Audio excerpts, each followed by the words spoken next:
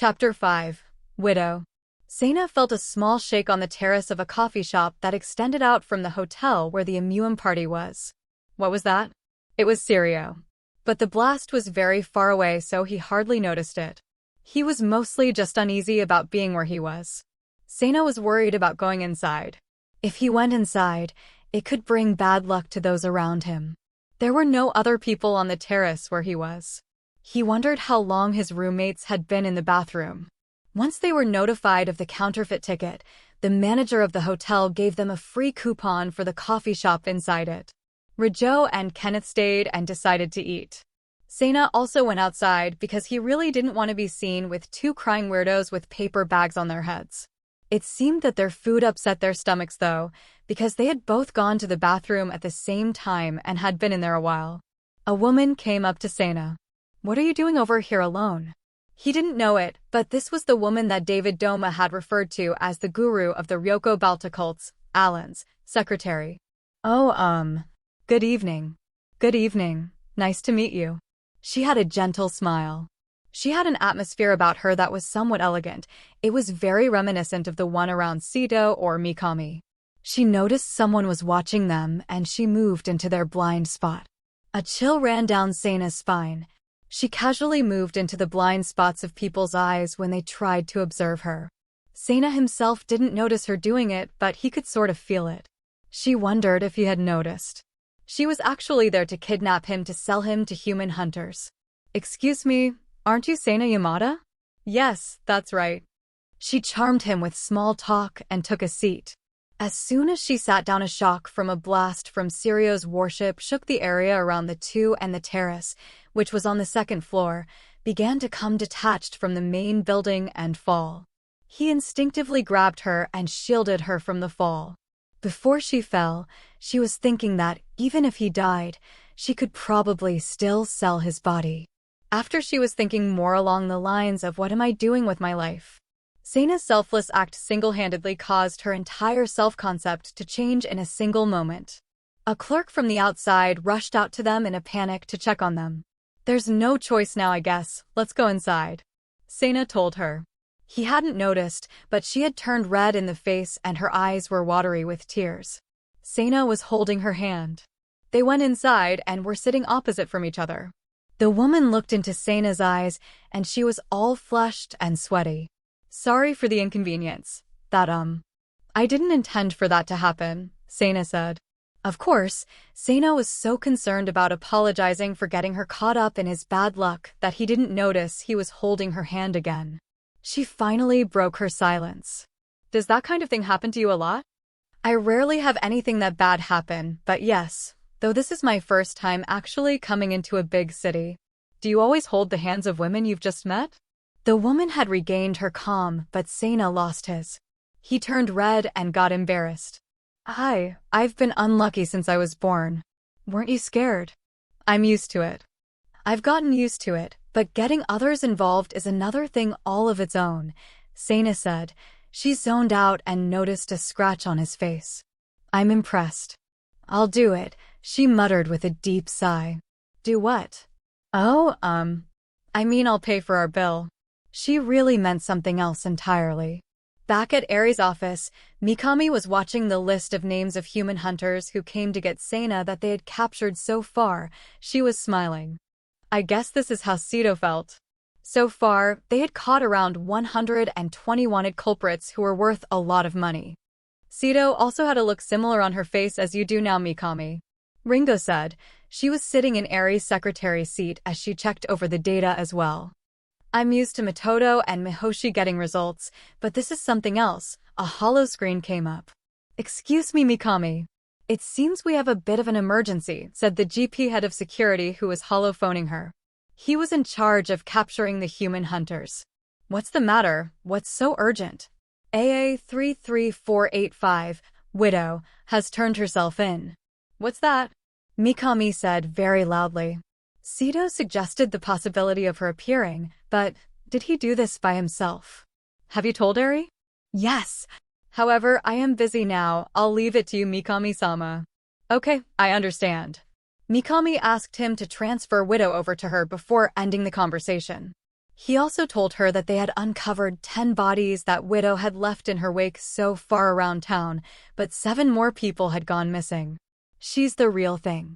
The woman in front of her eyes had an atmosphere that both calmed and caught people's attention. It was similar to Serio. That's how Mikami decided she was the real Widow. She invited Widow to have a seat, and she sat on her sofa elegantly. Mikami asked Ringo to leave. Ringo froze up for a bit, then tried to leave the room quickly. No. Please stay, Widow asked. Ringo stayed. Kiriko had already arrested about 50 of the hunters looking for Sena herself in her pursuit of him. She finally had caught up to him, or at least she thought she did. When she caught up to Sena, he was surprised to see her, and then he turned into Irma. Why are you disguised as Sena? She asked with a scary look on her face. To catch the poachers after Sena. Poachers were malicious human hunters. If you're actually Kiriko, then don't you know there is a huge price attached to Sena's head now? Irma asked her. I see, Kiriko said. You're not interested in Sena, are you? She asked. Well, I am curious in many ways about Sena, as one would be towards a boy that they've asked out on a date. Is that so? Kiriko said in a cool but clearly upset voice. I have no intention of trying to get to know Sena better at this exact moment, and even less intention to make an enemy out of you, Kiriko. But I'm set on eliminating the human hunters going after Sena for now. The best way to do that is to directly collect his personal data ourselves. That should get them to leave him alone. Meanwhile, Mikami and Widow were having tea. Ringo shook in panic as she served it to them. She worked for Serio and had attended many VIP meetings, but Widow genuinely scared her.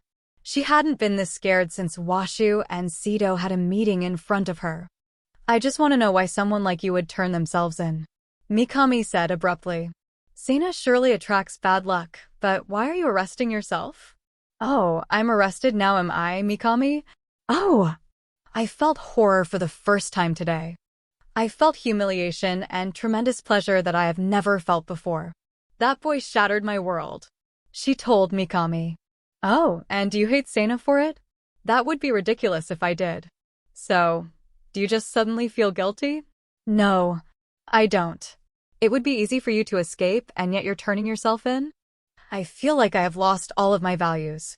Like they have suddenly changed on me. What about the 7 people who are missing? Yes, that was me. I did that to prevent Sena from being harmed. From now on I will try to prevent even the slightest damage to that child, she said without fear about the 7 murders. Then why are you here? To be in the same world as that child is to follow the rules of the world. Widow knew that turning herself in would mean her own death. Mikami read through a book that had been submitted to her as evidence that detailed the multitudes of atrocities committed by Widow. It was less of a book and more of textbook or a Bible. Lots of things in it made Mikami nauseous.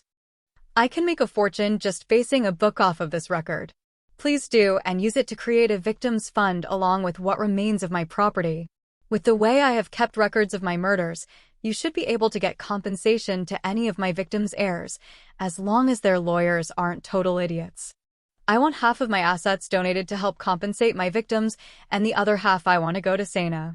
I was caught by Sena Yamada. She stated plainly, she wanted to make sure he got credit for her arrest, which would give him the huge bounty she had on herself. Well then, my questioning is over, Mikami said. The termination of her questioning was in a sense, a sentencing. Widow stood up with a satisfied smile as if this were nothing for her. She was sentenced to be put to death in 3 months. Eri received a record of the conversation. She didn't feel like watching it yet. She breathed a big sigh at the fact that Widow had been captured. It was some of the only good news she had gotten so far that night. Amain was headed to the 3rd place she expected Sena to be. She couldn't find him in one try, but she could definitely trace his footsteps. She got an emergency call from the GP. She had to answer it. Serio is tearing the city up trying to find Sena, an operator told her. This isn't my jurisdiction, but the operator told her to just go with it. They were short on staff. Sena came out from an alley in front of her. Sena. Oh, Amain, he said. Who are you? She felt something strange about Sena's expression when he smiled at her. What do you mean? It's me, Sena Yamada. Do you really think you can fool me with such a pathetic act? They surrendered and Amain told them to reveal their true identity, but Serio came out of nowhere and told Sena to get his hands off of his Amain.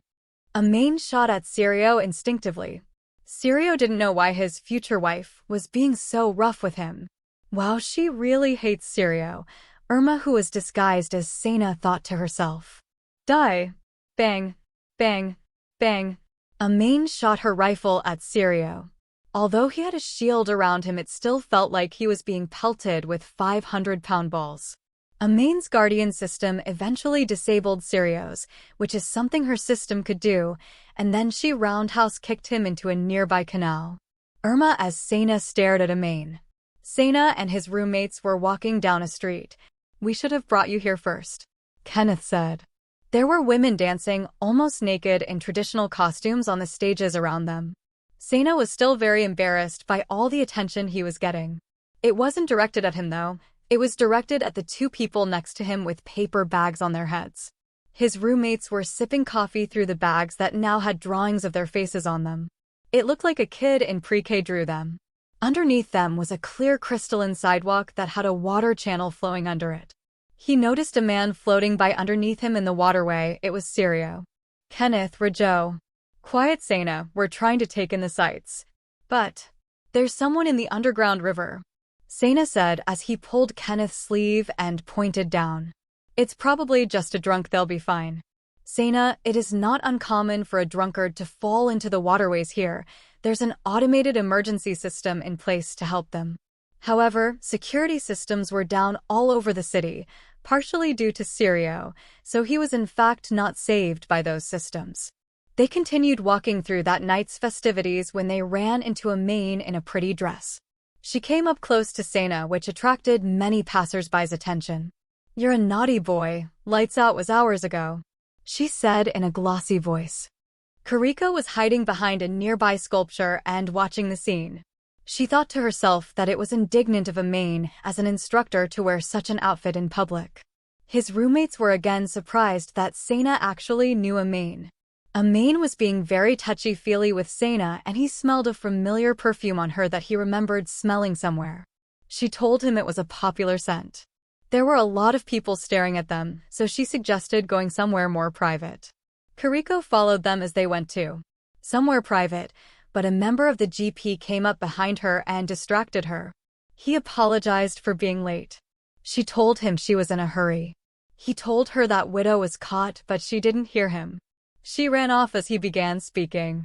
Later, when they gave a report on the matter, the GP officer described Kariko's running as being like a large carnivorous beast trying to find their prey. She had lost sight of Sena, but it wasn't very hard to follow their trail because wherever Amain went, it caused a ruckus. Even if she doesn't do anything, she stands out. How does she work as a detective? She mumbled out loud to herself as she also noticed several human hunters on the same trail as her. Jaikiran contacted her as she trailed them and told her about the rest of the Serio Scouts' progress so far in rounding up the human hunters and keeping Sena safe.